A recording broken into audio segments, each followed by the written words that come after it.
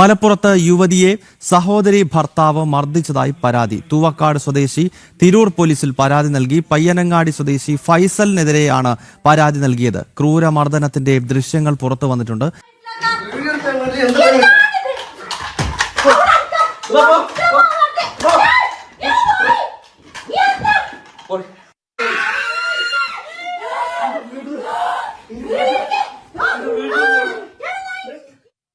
ശിവദാസ് കന്മനം വിശദാംശങ്ങളുമായി ചേരുകയാണ്. ശിവദാസ്, എന്താണ് സംഭവിച്ചത്? സഹോദരി ഭർത്താവ് മർദ്ദിച്ചതുമായി ബന്ധപ്പെട്ട് നൽകിയിരിക്കുന്ന പരാതിയിൽ എന്തൊക്കെ കാര്യങ്ങളാണ് പറയുന്നത്? ശിവദാസ്, പരാതിയിൽ പറയുന്നത് ഈ പരാതിയുടെ അടിസ്ഥാനത്തിൽ പോലീസ് നിലവിൽ കേസ് എടുത്തിട്ടുണ്ട്, അന്വേഷണവും ആരംഭിച്ചിട്ടുണ്ട്. ഈ മർദ്ദനത്തിന്റെ ദൃശ്യങ്ങൾ അടക്കം പുറത്തു വന്നിട്ടുണ്ട്. കാരണം ഈ സ്ത്രീകൾ ഒരു റൂമിൽ കിടക്കുമ്പോൾ അവിടേക്ക് കടന്നു വന്നുകൊണ്ടാണ് ഈ സഹോദരി ഭർത്താവായ ഫൈസൽ എന്ന വ്യക്തി, പയ്യനങ്ങാടി സ്വദേശിയായ ഫൈസൽ എന്ന വ്യക്തി യുവതികളെ മർദ്ദിക്കുന്നത്.